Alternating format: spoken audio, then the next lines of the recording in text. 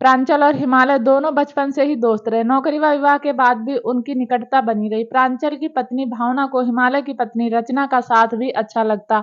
दोनों मित्रों की पत्नियां जब तक बतियाती रहती। प्रांजल की दोनों बेटियां मीता व गीता अपनी पढ़ाई लगभग पूरी कर चुकी थी और बेटा उज्जवल अभी डॉक्टरी के तीसरे वर्ष में पढ़ रहा था। मीता की शादी में हिमालय अपने बेटे सौरभ व बेटी ऋचा के साथ मुंबई यथासमय पहुंच गए थे। दोनों परिवार के बच्चे जब एक दूसरे के साथ रहे तो संबंध और भी पक्के हो गए। एक दिन अचानक प्रांजल को हिमालय से अत्यंत दुखद समाचार मिला। उसकी पत्नी रचना रेलवे स्टेशन के प्लेटफार्म पर सीढ़ियों से फिसलकर गिर जाने के कारण गंभीर रूप से घायल हो गई। प्रांजल और भावना संवेदना के दो शब्द के अलावा कुछ भी समझा नहीं पाए। हिमालय दुखी व नितांत अकेले रह गए थे। उनकी बेटी ऋचा ससुराल में थी और सौरभ की भी नौकरी दूसरे शहर में थी। लौटते हुए हिमालय से वे कहकर आए थे, जब भी मन करे हमारे पास आ जाया करना, मन कुछ बदल जाएगा। प्रांजल के बेटे उज्जवल के विवाह पर हिमालय मित्र के आग्रह पर कुछ पहले आए थे। मीता और गीता के विवाह में वह पत्नी रचना के साथ आए थे। वे दिन आंखों के सामने बार बार आ जाते। प्रांजल और भावना उनके दुख को समझ रहे थे, अतः उन्हें हर तरह से व्यस्त रखने का प्रयास करते ताकि मित्र अपनी पीड़ा को कुछ सीमा तक भुला सके। बाद में हिमालय का मन अपने अकेलेपन से उचाट होता तो वह प्रांजल के पास ही आकर मुश्किल से 2 साल गुजरे होंगे कि प्रांजल भी गंभीर रूप से बीमार हो गए और केवल एक माह की बीमारी के बाद भावना अकेली रह गई।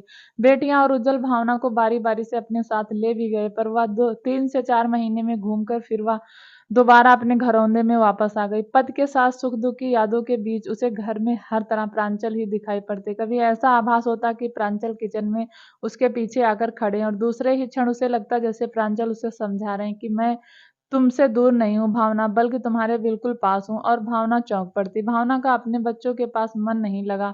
जब हिमालय ने यह सुना तो हिम्मत करके कुछ दिन का अवकाश लेकर भावना के पास आए। उन्हें देखकर भावना बिफर पड़ी। प्रांजल की यादें तो ताजा हो गई जब रचना नहीं रही और हिमालय आते तो प्रांजल बार बार भावना से कहते, मैं चाहता हूँ जो चीजें नाश्ते व भोजन में हिमालय को पसंद है वही बने। जब तक वह हमारे साथ है हम उसकी ही पसंद का खाना व नाश्ता करेंगे। भावना प्रांजल की बात इसलिए नहीं रखती कि हिमालय उसके पति के दोस्त हैं, बल्कि इसका दूसरा कारण भी था कि रचना की मृत्यु से हिमालय के प्रति उसे गहरी सहानुभूति हो गई थी। लेकिन अब सब कुछ परिवर्तित रूप में था। अब भावना किचन में घुसते ही नहीं हिमालय ही जो कुछ बना सकते थे बना लेते, पर खाते दोनों साथ साथ। भावना ने काफी समय तक बातें भी ना के बराबर की। हिमालय कहते तो वह तटस्थ सी सुनती, जवाब नपे तुले शब्दों में देती। हिमालय स्वयं चोट खाए हुए थे, इसलिए भावना की पीड़ा को समझते थे। वह उसे समझाने का प्रयास जरूर करते। जीवन मृत्यु में किसी का दखल नहीं चलता। इंसान खुद परिस्थितियों के अनुसार जीवन व्यतीत करने को मजबूर है। घाव कुछ हल्का होने पर इंसान स्वयं अपने आसपास छोटी मोटी खुशियां खोजने का प्रयास करे। हमें इस तथ्य को अपनाकर ही चलना होगा। भावना की आंखों से बस आंसू टपकते रहते। वह बोलती कुछ नहीं। हिमालय जाने लगे तो भावना से यह वादा जरूर लिया कि वह अपने खाने पीने का पूरा ध्यान रखेगी। मन ठीक नहीं है तो क्या, तन को स्वस्थ रखना जरूरी है। समय के मरहम से भावना का घाव भरा तो हिमालय का जब तब आना उसे अच्छा लगने लगा। बातें भी करनी शुरू कर दी लगता है। बच्चे माँ को समझ रहे थे। जहाँ उन्हें अच्छा लगे वहीं रहे। हाँ, उन्हें इस बात का अंदाजा जरूर लग गया था कि हिमालय अंकल के यहाँ रहने से माँ के मन को कुछ ठीक लगता है। अंकल बरसों से उनके पारिवारिक मित्र रहे हैं और काफी समय उन लोगों ने साथ साथ गुजारा भी है। मीता और उज्जवल सोच रहे थे कि हिमालय अंकल जितना भी माँ के साथ रह लेते हैं, कम से कम उतने समय तो वे लोग माँ की तरह से निश्चित रहते हैं। वैसे बच्चे चाहते कि उनमें से कोई एक माँ के पास अवश्य रहे, लेकिन जब यह संभव नहीं था तो वे हिमालय अंकल पर ही निर्भर होने लगे और सागरे उनसे कहते भी, अंकल हम माँ पर किसी प्रकार का दबाव नहीं डालना चाहते, पर आपसे आग्रह करते हैं कि उनका ही नहीं बल्कि दोनों के बच्चों के अंतर मन को गहराइयों से छू लिया था और अपनी माँ व पिता के प्रति एक सुखद फैसला लेने को प्रेरित किया। जाने से पहले मीता और उज्जवल ने सौरभ और ऋचा से फोन पर लंबी बातचीत की।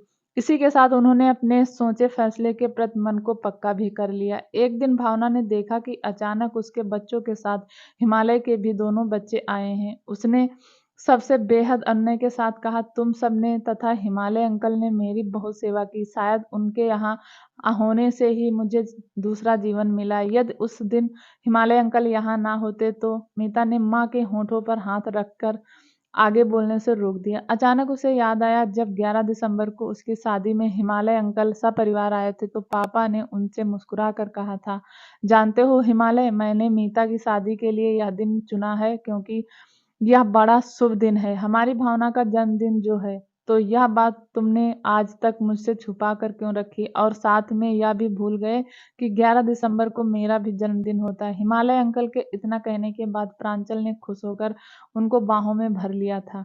फिर तो हिमालय अंकल और माँ को बधाई देने वालों का घर में तांता सा लग गया था। माँ मीता ने कहा, माँ जब से मेरी शादी हुई है मैं अपने विवाह की वर्षगांठ पर कभी आपके पास नहीं रही। इस बार मेरी दिली इच्छा है कि इस शुभ दिन का जश्न मैं और यश आपके साथ मनाएं और मैंने तो अपनी शादी की इस सालगिरह के लिए होटल भी बुक करा लिया है। कुछ खास खास मेहमानों के साथ हिमालय अंकल, सौरभ भैया तथा ऋचा भी रहेंगी। माँ उस दिन आपका भी जन्मदिन होता है, हम दोनों यह दिन सुंदरता से एक साथ मनाया करेंगे। भावना को बेटी की बात सुनकर अच्छा लगा, इसी बहाने घर में कुछ दिन तो रौनक रहेगी। उसे याद था कि इस दिन हिमालय का भी जन्मदिन होता है, लेकिन उसने मीता से इसका कोई जिक्र नहीं किया। निश्चित दिन से एक दिन पहले ही ज्यादातर लोग आ गए, इसलिए अगले दिन सुबह से ही घर में हलचल मचने लगी। हलचल का माहौल बना हुआ था। जहां मीता और यश को सब बधाई दे रहे थे, वहीं भावना और हिमालय भी अपने अपने जन्मदिन की बधाई स्वीकार कर रहे थे। संध्या समय घर के सभी लोग होटल पहुंच गए। होटल में आकर्षक सजावट की गई थी। एक तरफ शहनाई वादन की व्यवस्था की गई थी। विवाह की वर्षगांठ के मौके पर मीता और यश की जयमाल होने के साथ ही तालियों की गड़गड़ाहट गूंज उठी। तभी मुस्कुराती हुई मीता हिमालय के पास आकर आग्रहपूर्वक बोली, प्लीज अंकल 1 मिनट के लिए उधर मंच पर चलिए। हिमालय भी बिना कुछ सोचे समझे उसके साथ हो लिए। दूसरी तरफ ऋचा भावना को साथ लेकर मंच पर आई। मीता और ऋचा ने आमने सामने खड़े भावना और हिमालय के हाथों में बड़ा सा फूलों का हार पकड़ाते हुए हंसकर कहा, जानते हैं अंकल और आंटी आप इसका क्या करेंगे? हाँ, तुमको और यश जी को शादी की वर्षगांठ की खुशी में पहनाना है। हिमालय ने मुस्कुराकर कहा, नहीं, आज मम्मी का जन्मदिन है, इस उपलक्ष्य में यह हार आप उनको पहनाइए। मीता ने हंसकर कहा, और आंटी आज मेरे पापा का भी जन्मदिन है।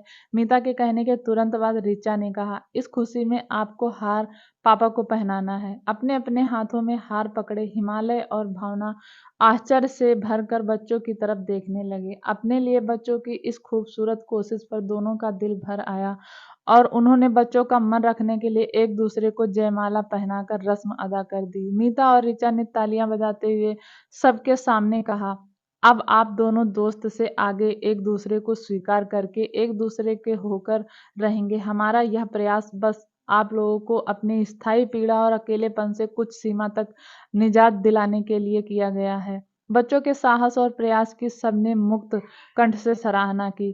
तालियों की गड़गड़ाहट से होटल का हाल गूंज उठा। हिमालय ने अनुग्रहित नजरों से बच्चों की तरफ देखा, जिन्होंने अत्यंत खूबसूरती से सबको साक्षी बनाकर उनके मिलन को स्वीकार किया था। यह कहानी कैसी लगी? इस कहानी को पढ़ने के लिए आपका बहुत बहुत धन्यवाद।